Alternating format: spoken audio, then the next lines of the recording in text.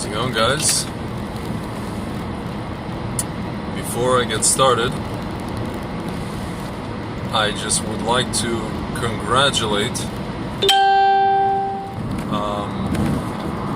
a friend of this, I guess, show, or I guess somebody I would call something, I don't know, what's between an acquaintance and a friend? Whatever that is. We'd just like to congratulate Ina Vernikov. She was the Republican candidate for District 48 in New York for New York City Council. District 48 represents basically, if you're starting from the Midwood area of Brooklyn and going basically until Brighton Beach. So you're taking a ride down Ocean Parkway, Ocean Avenue, Coney Island Avenue. That's basically District 48. So Ina Vernikov just became their representative in City Council, in New York City Council. I think she's going to end up being like one of maybe 6 Republicans in out of like 51 people on the council. New York is interesting because some of these people who are, so to speak, Democrats are not actually Democrats and or progressives, Baruch Hashem. And even the new mayor, Eric Adams, who became the second African American mayor in New York's history after Dinkins. He is, he's a former cop. Supposedly, allegedly, he's a friend of the Jewish people, pro-business. So listen, we'll see what happens. There's what to work with. All is not lost. But Ina, she basically, it's funny, guys. I'll give you, and I hope she'll probably won't mind me saying this. I saw her on Shabbat, at Shabbat lunch at a friend's house in Brooklyn. The Shabbat before the election, and she basically joked that she booked a, flight to Miami for Wednesday. Like, she literally was like, I don't even expect to win. I don't know. I have a feeling these people are gonna pull off some moves, maybe cheat or whatever it is, and I don't know. She didn't expect to win. She thought people were just gonna go and vote for Democrats, and that would have been that. And she basically wiped the floor with her opponent, Saperstein. She wiped the floor. She got at least 65% of the votes. She basically, it was like an avalanche. It wasn't a landslide, it was an avalanche. She kicked butt. So mazel tov to Ina. You're gonna do great things over there. There were some people in the shul that I went to in Brooklyn. Not gonna say which shul, not gonna say where. And she was supposed to come speak actually there, and she couldn't make it, whatever it was. And then they go, one of those guys goes, or two of them, they're like, well, there's really no point if she gets elected. She's going to be the only Republican in the council, right? So it's going to be like her and maybe one other Republican and 49 Democrats. So, first of all, even if that were to be the case, which it's not, so what? So what? Yeah, you got to do what you got to do. You got to be, even if you're the canary in the coal mine, you got to do what you got to do. And then maybe if one Republican gets in, or 2 or 3, then maybe people who are conservatives, Republicans, next time around will be like, in the words of Jim Carrey in Dumb and Dumber, so you're telling me there's a chance. You know what I'm saying? Guys, we should take a cue from Democrats. Years ago, or these crazy AOC people. They came in, and they were like, everybody's like, yeah, but these guys are like the minority, the fringe of the Democratic Party. Now they're basically, in Russian we say, kachayat prava. These people are like pushing their weight around, and basically ruling the conversation. Even the people who have been in the Democratic Party in Congress for years and who may not be on board with these stupid harebrained ideas, these cockamamie ideas brought by these people who don't understand economics, would have to go along with them just because power, right?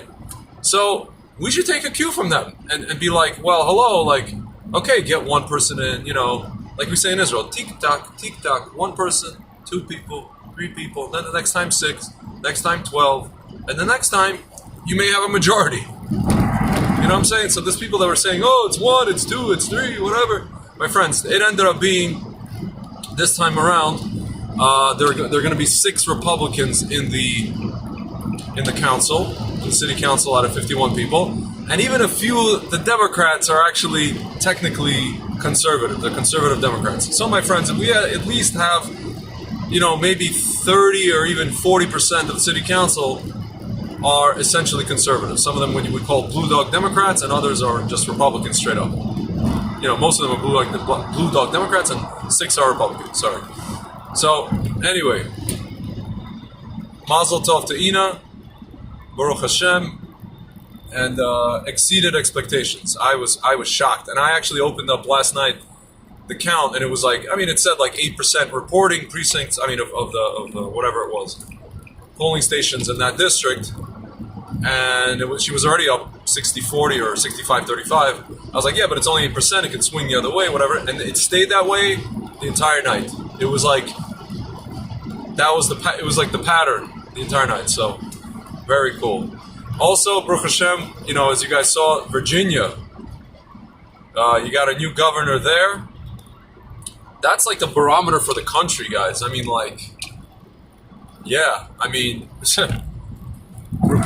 Democrats got to be shaking. Leftists, forget about Democrats. Leftists have to be shaking in their space boots. And of course, immediately they took to Twitter. What's her name? That idiot. What's her name? I forgot her name. Jamel Hill. Oh yeah, she's like, yeah. So apparently Americans are still of white supremacy. No, it can't be. It can't possibly be. The fact that parents were turned into domestic terrorists by the Biden administration. It can't possibly be that. It can't possibly be any of these things, any of these crazy, insane things that they've been doing for the past year, or even less, for the past 10 months, that could have caused people to be like, you know what? To make a referendum on the Biden administration by going to vote for a Republican governor in their state. In a swing state, or whatever, in a state that's heavily Democratic. It can't possibly be that. It has to be automatically white supremacy. Even though they elected a black lieutenant governor and a Cuban secretary of state for Virginia. White supremacy. Yeah, she must be a self-hating black and whatever it is. Guys, I don't know how warped you have to be. And this is why these people are gonna, I suspect, honestly, I think they're gonna try to cheat again. And I'll tell you guys honestly, openly, I think these people even cheated badly in 2016. And that's why they were shocked that they lost, because there was such an overwhelming support for Mr. Redman that it overrode the system. And I think that in 2020, all that happened was we didn't override the system. There was a lot of Lashon Hara on Redman, and we weren't able to override the system. I think that in Virginia, the system was overridden. I think that in many part, in Jersey, we were not able to override the system. And even then, the Republican guy, Ciarelli, did amazing. Technically, I think he even won. Judging by the fact that I just remember distinctly, guys, and a lot of people remember this. Last night, I looked at the numbers for Bergen County, the biggest, most populous county in Jersey, and Ciarelli won, 55-45 with 100% reporting. And then you wake up this morning like magic, Bergen County is blue, turned blue. My friends, that's already, and people are making excuses. Oh, it's, whatever, what is it? It's,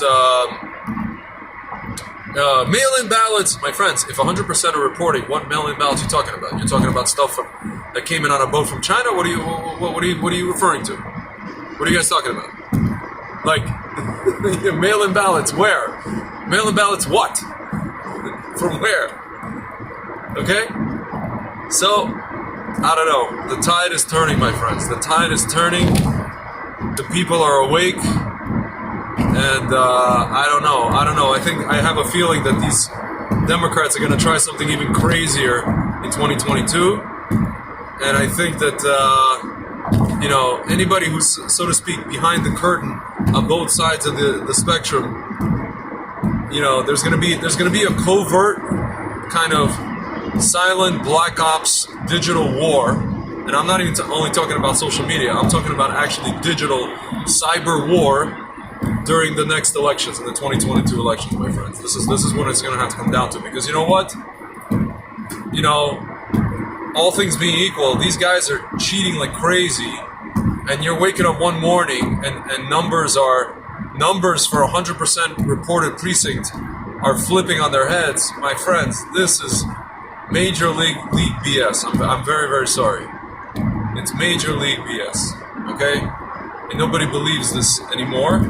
Nobody trusts the system anymore, or the mechanics of the system. And, yeah, guys. But we can see that the people are awake. We can see that people are basically like, they're not buying whatever crap, whatever Chinese-made crap this administration is selling, my friends. They're just not buying it. A quick word about, Israel, Naftali Bennett. It's funny. He showed up. He claims to be a conservative, right? A conservative, a right-winger, which is, what it means to be right-wing in Israel, I have a feeling, is very different from what it means to be right-wing in America. Because you know what? There was a guy who made a speech on the Congress, floor of the Congress, a representative, a black Republican guy, I forget his name. And he basically said the reason that, he said, look who's coming to this climate summit in, I think it's in Scotland or in Glasgow. He goes, notice, China's not coming. Russia, I don't know if they came, they sent delegates.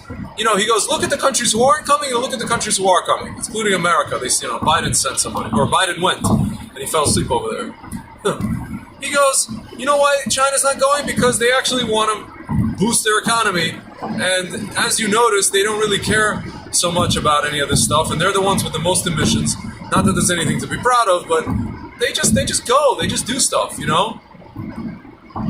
He's talking about, this congressman, he goes, yeah, okay, so these guys want to everybody to switch to electric cars. He goes, where do you get electricity from? Pray tell. Do you get it from some magical source in from interplanetary beings? From another planet? From the sun? No. We get electricity primarily from burning coal, my friends, which is not terribly good for the environment. So it's like, pick your poison. You want to burn coal into oblivion, or do you want to, use the Keystone Pipeline and have America be, energy independent? My friends, I just pulled in, this car that I'm driving now, unfortunately, only takes super. Anything less than super gas, anything less than 93 ruins the engine. Really, it wasn't my choice to get this car. It ruins the engine. So I had to fill up on gas. It's even more expensive than the already expensive gas that we're paying here, And granted, you could say, if you're in Israel, you could say, Crimea River, gas is 1.5 times more expensive in Israel. Okay, listen, guys, I get it, but people were paying during Trump $2 a gallon here, $1.85, $1.90 a gallon, and now people are paying $3-something, $3.50, $3.65. If you're getting super gas, you're paying almost $4. You could say, okay, in Israel it's the same, guys. I mean, I paid $65 to fill up this tank yesterday. That's insane, and people are still doing it because they have no choice, and I guess the people who are in charge of these prices or whatever it is figure, okay, well, there's a threshold to what people are willing to pay. After that threshold, people are going to start taking pitchforks to the government. So okay, so this is an acceptable level, but my friends, this is still a huge expense. It's adding a huge expense to people's pocketbooks, right? Especially there are people in this country, not everybody commutes via public transportation. Not everybody lives in cities. People are commuting an hour each way to and from work. They're taking their car. They're commuting 50 miles, each way, 100 miles a day. My friends, they're wasting about a third of their tank a day. A third or a quarter of their tank a day just to get to work, guys. And depending on where you live, that kills you. That kills your what's it called? Your bank account. So, yeah, guys. I mean, it's just we're not buying what they're selling. And yeah, so I was going to say about Bennett. Bennett went to this conference. And it's just like, you look at the guy. Guys, I mean, like, the guy is supposedly right-wing. Supposedly is religious, allegedly. So far, my friends, the guy's been in power since July. My friend Mordechai Kedar, Professor Kedar, said that, this guy will be there only for weeks. Well, guys, honestly, let's daven, because the Knesset has until tomorrow. Tomorrow's Thursday, November 4th. They have until tomorrow night, I think midnight, to actually approve the budget. And if they don't approve the budget by tomorrow midnight in Israel, which is here 5 p.m. Eastern Time, there will be a fifth election in, I think, 2.5 or 3 years.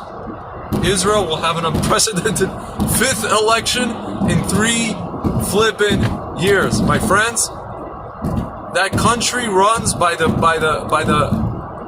I don't know, grace and bracha and saving Yeshuot of Hashem only, my friends. If you had any doubt until now, this is your proof.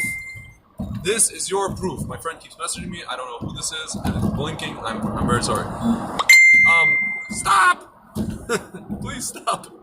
Anyway, guys, if you had any doubt, holy flip, they won't stop. They won't stop. If you had any doubt, the fact, my friends, that Hashem is now officially, I mean, has always been running the land of Israel, but Hashem is running everything. The entirety of the machination of the land of Israel, my friends, what has been happening in the last 2.5 to 3 years which should erase any doubt you ever had, especially now, guys. And honestly, I'm going to daven for this government to collapse. I think they said that they were polling for future elections. I think Gideon Sar's party is probably not going to get in. And he basically, guys, you guys heard me talk about Gideon Sar a lot, and this is in concert with Rabbi Kessin was saying a lot, and Gideon Sar really screwed up. He was offered to be the prime minister first in a rotation with Bibi. He would have been prime minister for about 1.5 years. He would have gotten a chance to prove his chops, and he refused. He basically was blinded by ego, and he was blinded by just whatever it was, and then he ended up basically nowhere. And now he's essentially, I mean, I guess he became the Minister of Justice, but I mean, listen, if this government doesn't survive, then it doesn't really matter. Yeah, my friend Phil is saying, sorry guys, I'm just in a forest over here in upstate New York. Rabbi Kessin was talking about, the Erev Rav, the Satan is dying, and the Erev Rav is fighting, right? So what we'll see is a big push from them, right? You guys have seen, I just described to you guys this whole, whatever they're trying to sell us, this Chinese garbage product. It's not a product. It's things that are directed by China are not, they're just trying to sell this fervently. Also whatever they're trying to do with the what. They're trying to force people to take it. They're doing it with zrizas so fast and like, come on. They're pushing people. Yeah, first 65 and over, 50 and 50-year-old, 40-year-old, 30 years old. Now kids, and they're just going and going and going. They're having these 8-hour conferences with the Fada, I call them the Fada. I don't want to say the acronym, lest I be caught. And and there's doctors that are saying no, and there's doctors that are saying yes, and they only listen to the doctors that say yes. They just shut out and they drown out the people that say no, right? And they're just going, my friends. That's the Sitra Achra. That's the Erev Rav. That's what it is, and it's fighting. As it's dying, it's fighting. It's like again the Wicked Witch of the West. I'm melting, and it's like, what have you done? And it's like fighting, right? But my friends, honestly, ultimately, they're going to lose. By hook or by crook, these people, this entity, is going to lose. They're not going to win. It was proven by in a micro kind of sense. Again, my friend Ina Vernikov, she trounced these people. She trounced them. All the people that came out to vote for her, these are Torah, most of them, not all of them, but most of them, at least half of them are Torah Jews. You're talking about all of Flatbush, I count Midwood and Flatbush, basically the same thing. Flatbush, Manhattan Beach, Sheepshead Bay, the Syrian community, Syrian Jewish community, Ashkenazim, Sfaradim, my friends. These people came out. These are people who are they live or they try to live Torah lives, and these are people who at least are conscious of attaching themselves to Kedusha, not to the Sitra Achra. I can assure you of that, right? And they came out and they voted in one of our own. And my friends, that just goes to show you that there is actually a battle, and the battlefield is actually the political sphere and the public sphere between, it's got nothing to do with Republican and Democrat, my friends. It's actually just good and evil that are, in this particular case, one is wearing red, the other one's wearing blue. The other one has an R in front of it. Again, guys, I can't say all Republicans are wonderful people and all Democrats are horrible and evil and whatever it is. I'm just telling you guys, as entities in general, you could see by the policies. Listen, if the policies were reversed, guys, and one party was doing, the other party was doing that, and this part, I would say, yeah, these guys are evil and these guys are good. My friends, you could see by the policies, and you could see how people are responding and reacting to this stuff, that it's just good versus evil, guys. It's just whoever's, whatever side is connected to Hashem and connected to goodness, and there's another side that is just connected to like lying, lashon hara, half-truths, obfuscations, hiding, coercions, forcing, mandates, whatever it is. My friends, you could see it. And if you can't see it, I can't help you. I can't force you to see it. I can't do what they did to that guy in Clockwork Orange and sit you down on a chair and hook you up to hook your eyes up to these the metal things that open up your eyeballs. I can't do that for you. I can't. If you don't see it, you don't see it. You either see it or you don't. So yeah, guys, that's really the battle, and I when it comes to Naftali Bennett, I just don't understand how this guy can call himself anything remotely right wing, anything remotely conservative. And honestly, guys, I hope tomorrow should be an interesting day, yeah, it should be a very interesting day, to say the least. And I think today they're still counting. Either they're still counting, or they may even have a recount of the Jersey, of the Jersey election. I'll tell you guys something. Even if this Chittorelli guy didn't win, or ends up not winning, man, that's a message, guys. That is a message, because Murphy was predicted to trounce him, and this was basically a neck-and-neck 50-50 election, my friends. 49.5 to 49, and 49.7 to 49.5. You're talking about less than 1,000 votes, or maybe less than 2,000 votes. 1,500 vote difference, guys. And it's a message. It's like a a slingshot, a rock that was slingshotted into the window. You better shutter your windows. You know what I'm saying? Figuratively, of course. Yeah, guys. So we'll see what happens. Listen, as Rabbi Kessin likes to say, we'll see what happens. I'm going to go dip some utensils in the mikvah that is used for utensils. B'ezrat Hashem. Let's see what happens over here. Let's see if this thing is still even open. I'm assuming it would be. This is Muncie. We're not wackadoodles over here. As they say in what's that movie? The movie The Terminal. You do not need an appointment. There's other places around here that you do need an appointment, but in Muncie you do not need an appointment. So Baruch Hashem, and we're gonna try to toivel some utensils. And with that said, guys, Just keep davening, and the light shall conquer the darkness. We can see it already, guys. All right. I will talk to you soon.